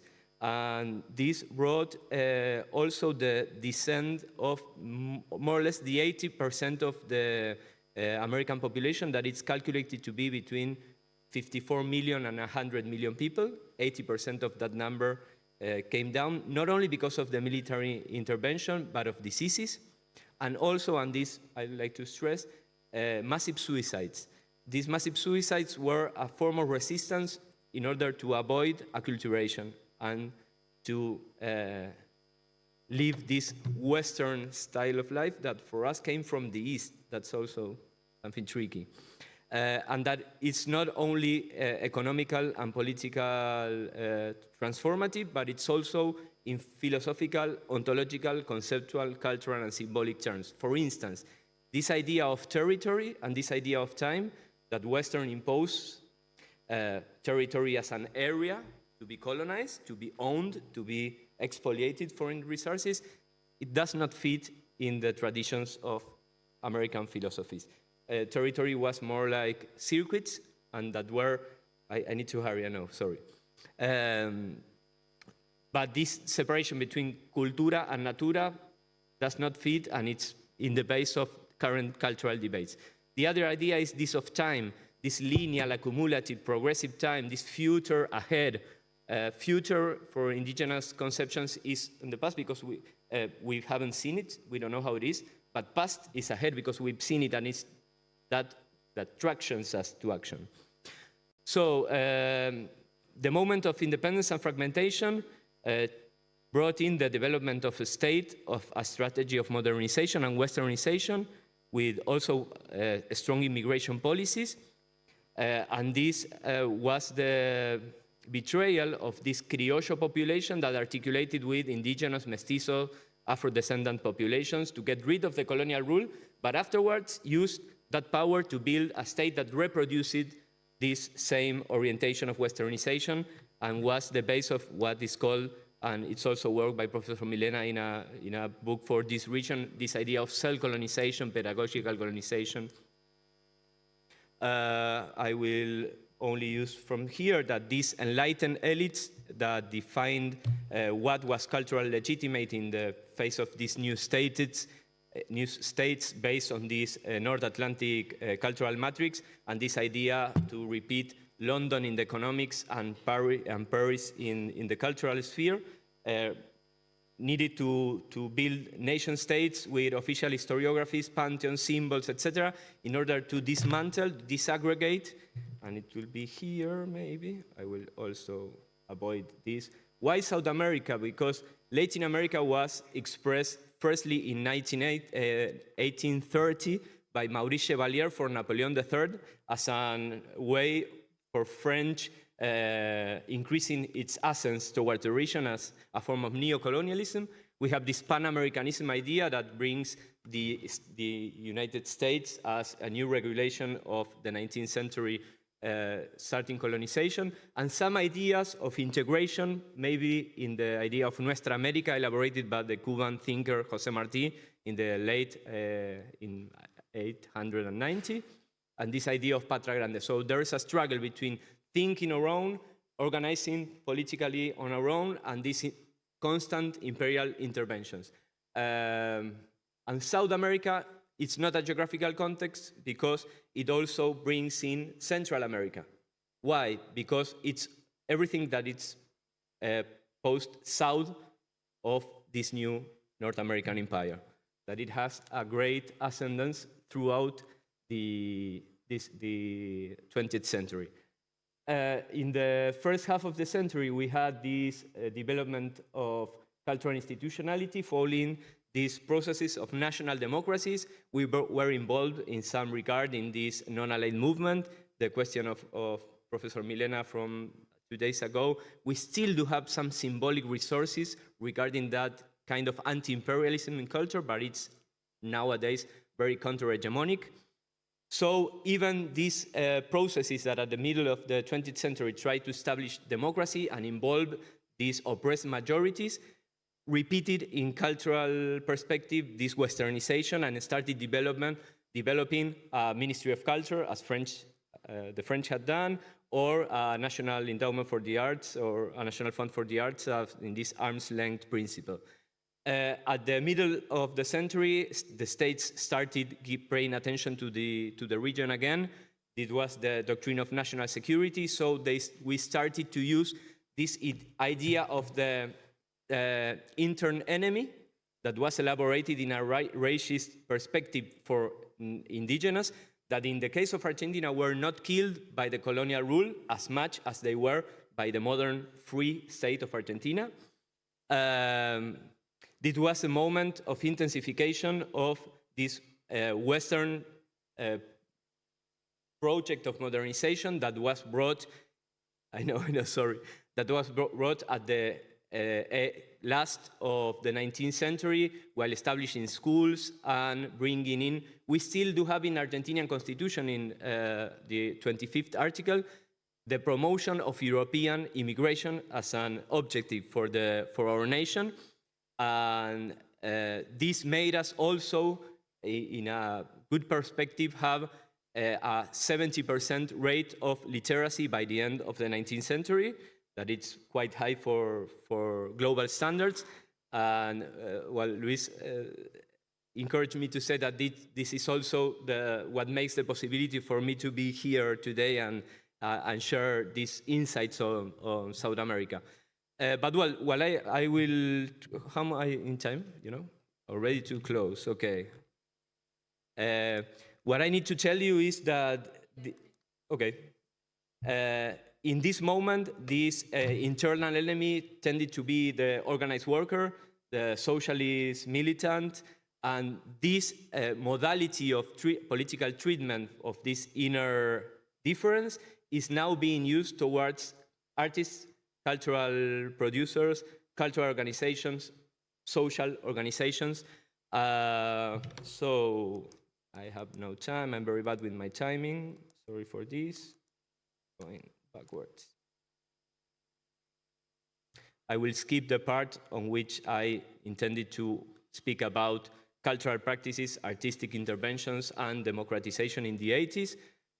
this idea of integrationist political strength in the middle of the 2010, 10 years ago, and the way it affected or did recognize cultural diversity and popular organization in the arts and culture, main policy innovations and limitations of these years, and to bring Emmanuel in, and sorry for the extension, there is a movement towards these new rights, these neo-fascist rights. We are having now a president that poses the extinction of the state as such, that businessmen who avoid paying taxes are national heroes.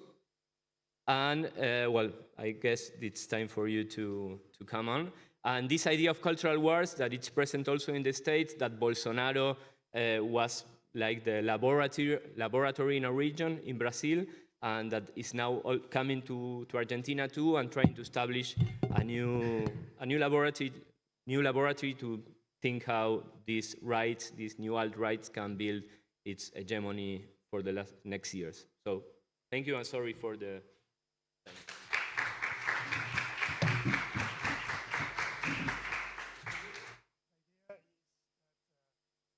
Contextualization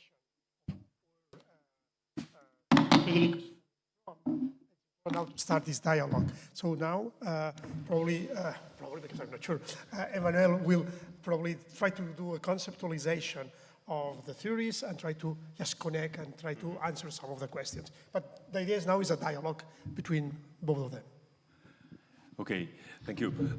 I join Federico to thank you for this very nice organization, and I'm very glad to be here with you. I come from southern France, in a region whose name is Occitanie, where has been born the notion of internal colonialism. That is to say that, as Milena stated over yesterday, we are all the peripheral of someone else. And I would like to begin, perhaps apparently detached from Federico's point. I would like to begin by recalling the three main series of international relations, not to give a good point to one and bad to the other, but to try to draw from these theories the way to understand well the situation and perhaps the way to act in a more efficient way and perhaps in a more ethical way. The three major theories of international relations are the following. The first is the realism or new realism. That is to say, the explanation of behavior of international actors is based on asymmetric resources, selfish nature of the player involved.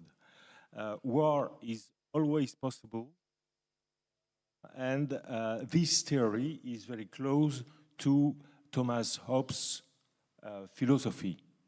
Thomas Hobbes' philosophy, the man is a wolf for the man, homo homini lupus. The second theory is a liberal theory that favors the notion of interdependence, cooperation. The master term for the first theory, realist, is sovereignty. The master term for the second theory, following Immanuel Kant, is cooperation. And the third theory is constructivism. What does it mean? Constructivism means that actors don't behave following interest, following cooperative learnings. They behave following representations and emotion. And critically, constructivism tells to realism, but why actors, knowing perfectly their own interest, are making so many errors? This is a question errors derive from their own perceptions, emotions, representations. And against the liberal attitude, constructivism ensures that behind nice discourses, liberal discourses, subtle forms of tyranny may prosper. And I think that these three theories may help us to understand, and may help us to act. And I will briefly present the both with an example of your point about neoliberalism and the firms that are concerned by this neoliberalism development. Asking one question. In general, when we assess, naturally, in our world, that some big companies, multinational companies, play a huge and growing role in the cultural field. I'm talking about, for instance, IEG and Schultz Entertainment Company, Live Nation, or the French Vivendi, for instance. And often the argument against the growing importance of these companies is the fact that there are a danger for cultural diversity and artistic diversity.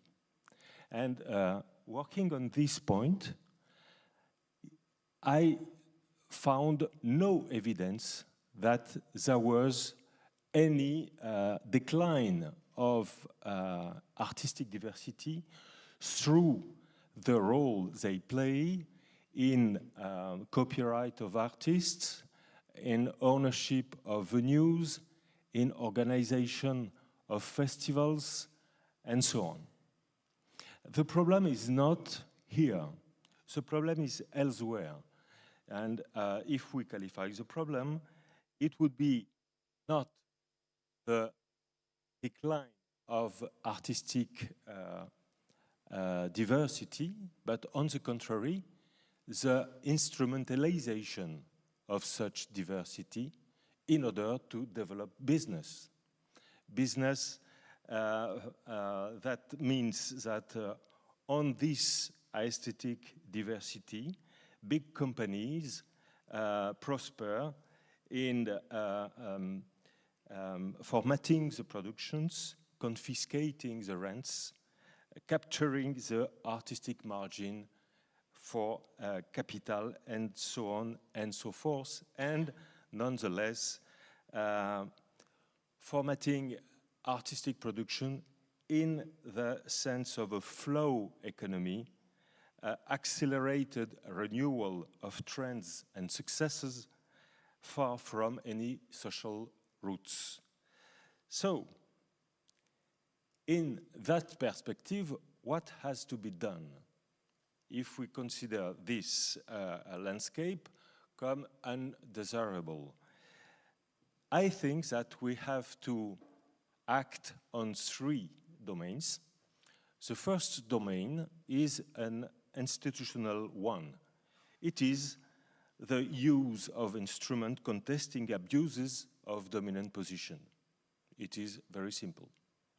The second way is a collective action. That means, and it has been underlined yet already, the solidarity between independent players to resist the influence of the oligopoly in the cultural field. And nonetheless, the third dimension is the individual educational action, because the influence of these companies, of this way to define what is art and culture, is also the object of a voluntary servitude. And the voluntary servitude is treated not by institutional instruments, but by educational means. So, as you see, and to conclude on this point, to to understand and to act, we need to take into account interests, to be realist, institutional game, to be liberal, and emotions, to be constructivist. Thank you.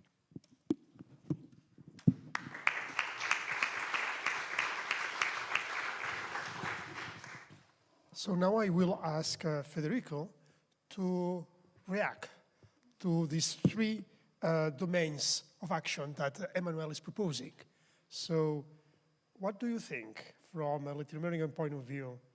Do you think this is a good way, or the institutional approach is too weak, or not exactly everywhere? It's not the same situation in capital cities or in the peripheries of the peripheries, because when we talk about Latin America, we have to talk about peripheries of peripheries.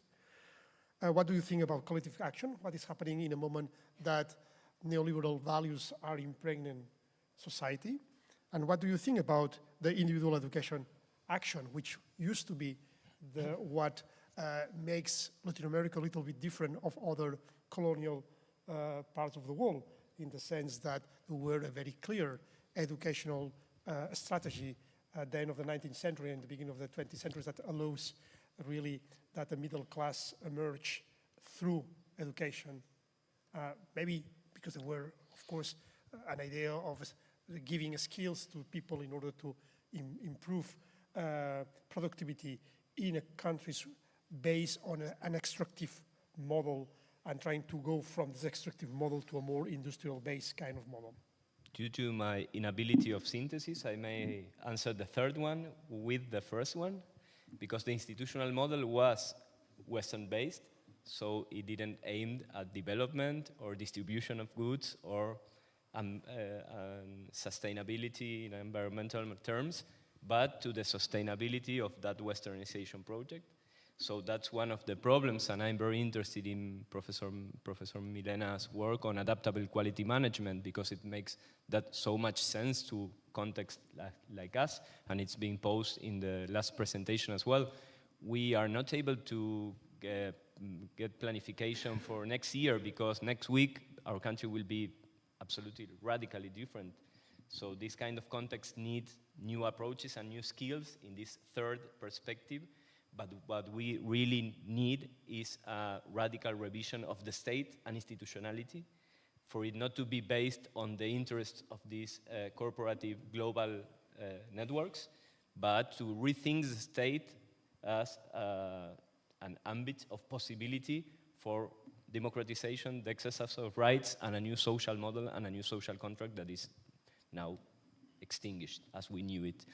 So I guess cultural organizations have a lot to do with that, not only for unblocking political imagination, and it was posted yesterday by a colleague here speaking about this idea of Jameson, that it's easier to understand the end of the end of the world and the end of capitalism, of the end of social relationships as nowadays.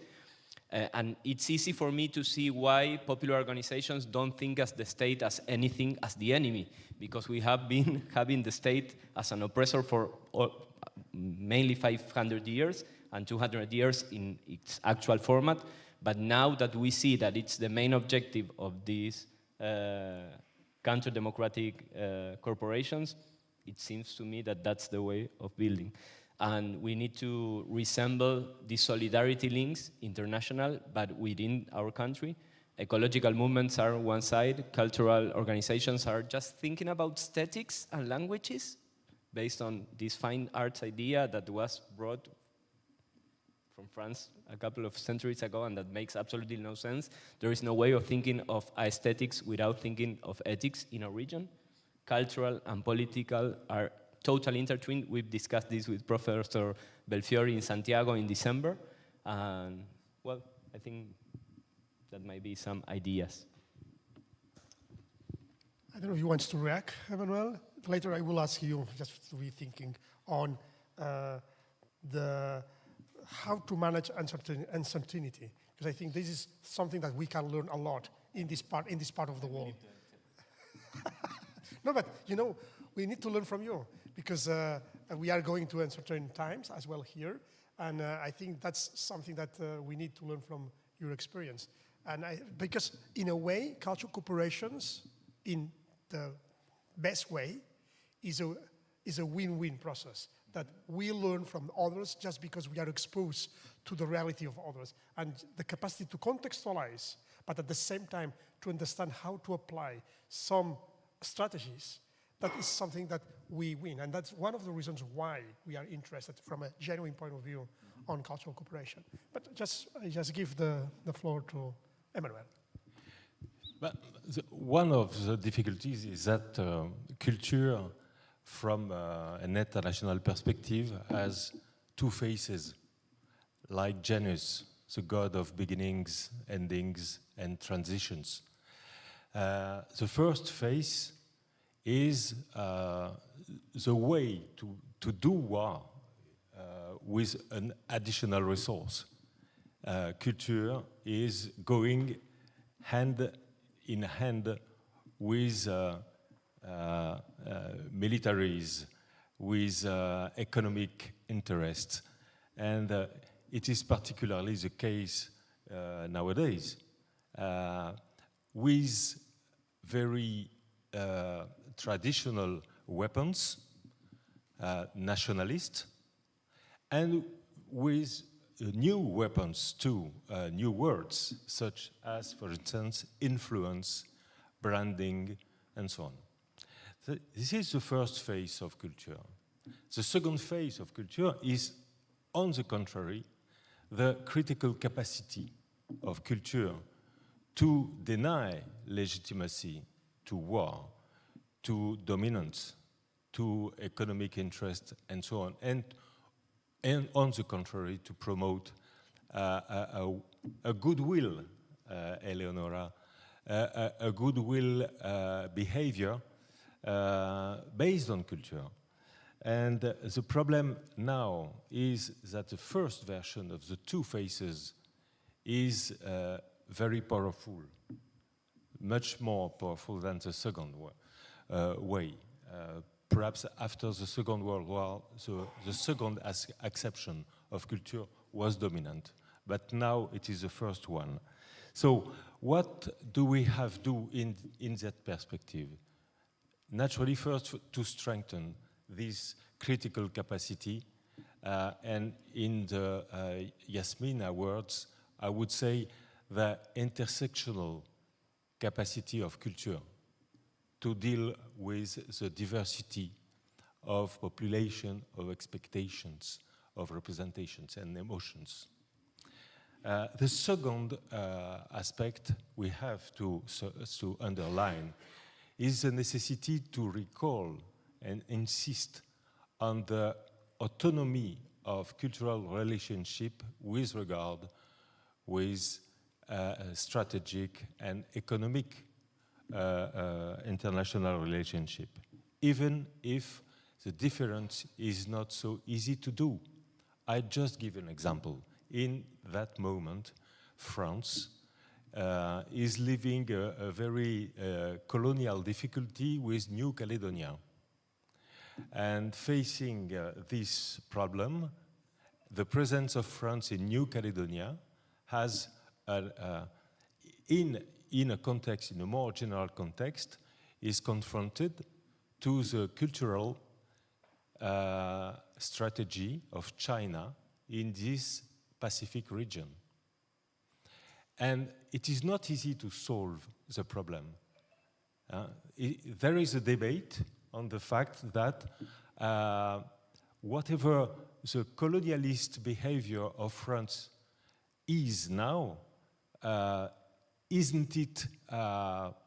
it comparable to the extractive or neo-extractive strategy of China, in particular on nickel, passing through apparent cultural relationships? And it is a very huge problem, not only for France, but for the populations in that region. So how we have to react to these kind of situations, and what you learn in relation to be able to react both, because I think now Emmanuel is just incorporating a new layer, which is the battle between different imperialistic logics, and how the locals who are in a way just suffering, but at the same time being the subject of this kind of situation. So how do you react in this restructuration of the geostrategic powers? But I want, in any case, to connect with my previous question, the ones that you didn't yet answer, about how to manage and what we can learn from your experience of dealing with uncertain times. Well, first of all, to recover the actuality of colonialism, because when we discuss about these topics, at least in Argentina, it's always posed like 200 years ago when the Spaniards were, and we don't get to see the real nowadays occupation of Malvinas on the part of the British Empire. It's not well known the presence of France in the Amazonas, for instance.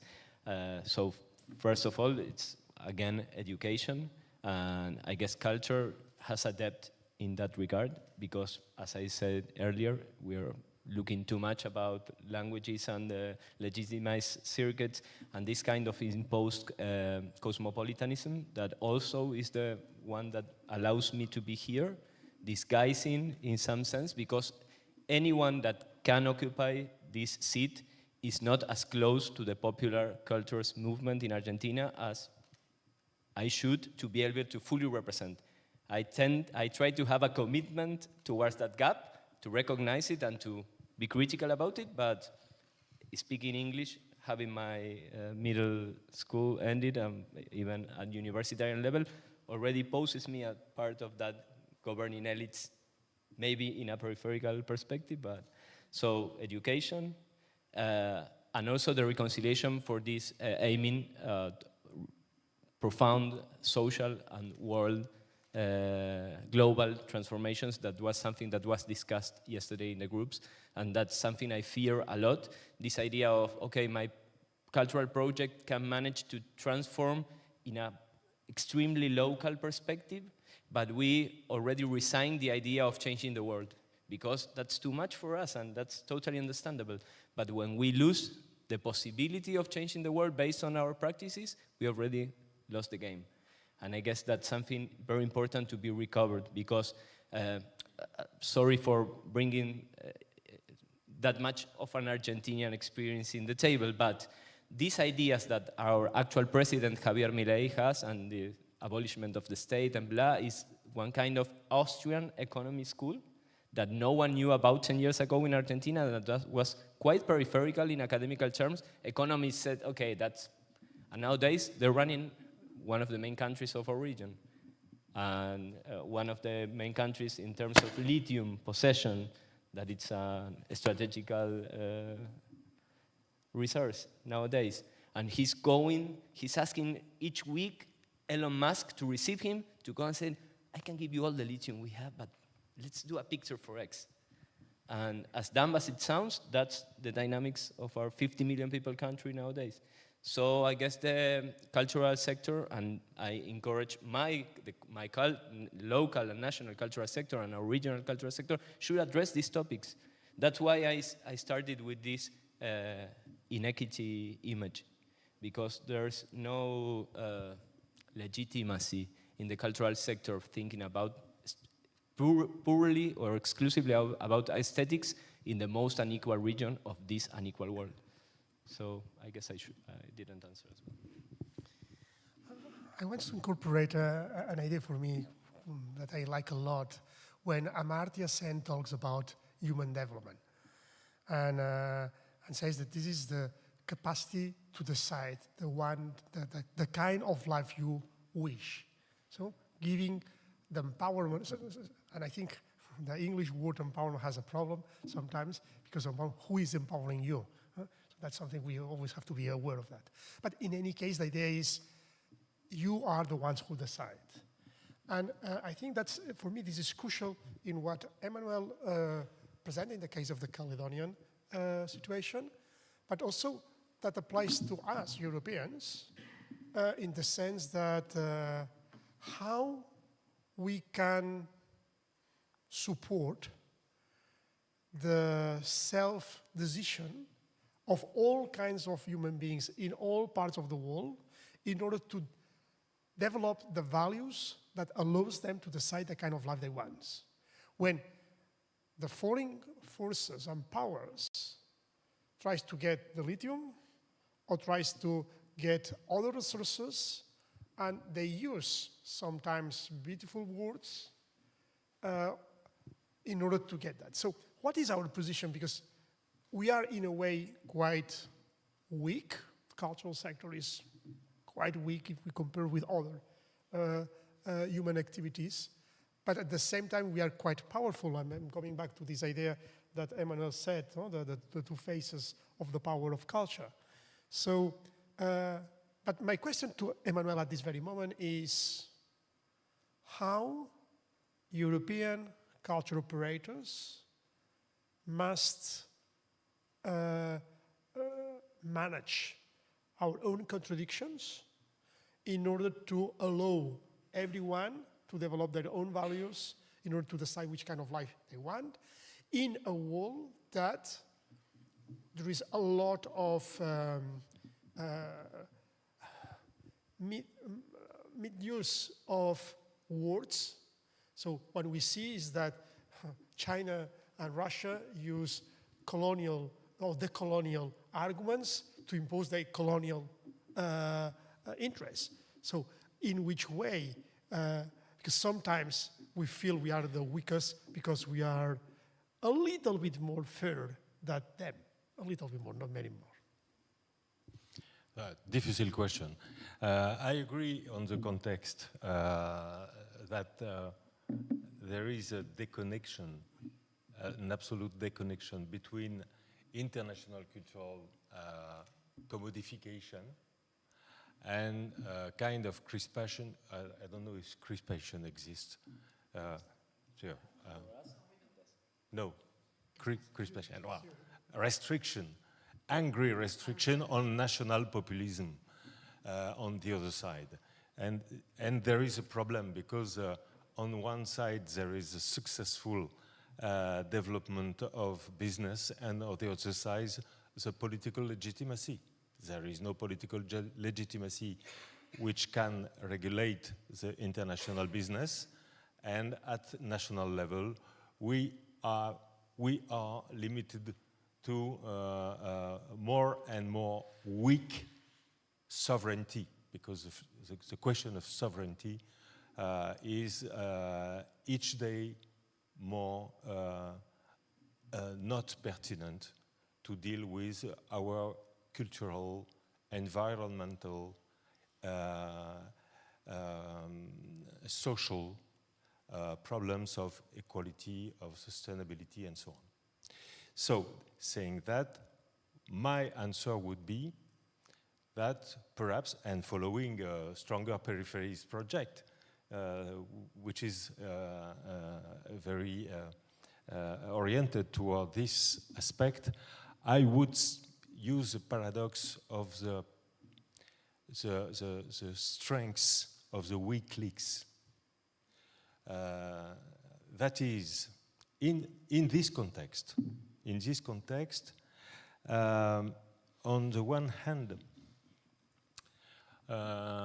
we have national legitimacies that are more and more captured by populisms, and if we can see the general map of election in the world, I assume, I don't want to show you quantitative data, but you will assess that populism is generally very strong at national level and weaker at local level. And it is an opportunity to develop coalitions based on territorial levels. Because at territorial level, you have this capacity, this intersectional capacity, this intersectoral capacities to define culture in diverse ways that allow culture to be a cooperative instrument and not a confrontation instrument. So I think that it is an opportunity. My disagreement with Pedro, or my nuance with Pedro's discourse, that is precisely that periphery does not, is not, it is not a good way to give the periphery the orientation towards the center. So to be the center. The mission of the peripheries is to discuss, to criticize, to instrumentalize, to colonize the center without being colonialist. So naturally now for international and multicultural exchanges, we need to be close to the centers because they have veto power in that sense. But there is a very huge opportunity to base on peripheries, on territorial powers, on territorial actors to define or to influence the artistic and the cultural agenda in other ways. So not imitating the excellence criteria of national elites, for instance. Well, now is your moment. We will divide the group in 3 rooms, and you have to discuss the following thing. In 10 days, we have elections at the Parliament of the European Parliament. Extreme right and the Conservatives, this is an hypothesis, I hope what happens, will win enough seats to impose a different kind of policies in the cooperation. So the topics proposed for Creative Europe and other projects will be changed, trying to follow their own agenda. And the question is, which kind of a strategy we need to develop from the local and territorial approach, like Emmanuel is proposing, in alliance with the people from other parts of the world in order to use the critical capacity of culture to resist, or maybe the word is not resist, is, now I will be a little bit ambitious, to impose other ways of connecting human beings through emotions and symbolic values. So this is what you have to discuss in smaller groups. We will be one group here, another group in the foyer, and the third group upstairs. So, but of course now Federico wants to say a last word.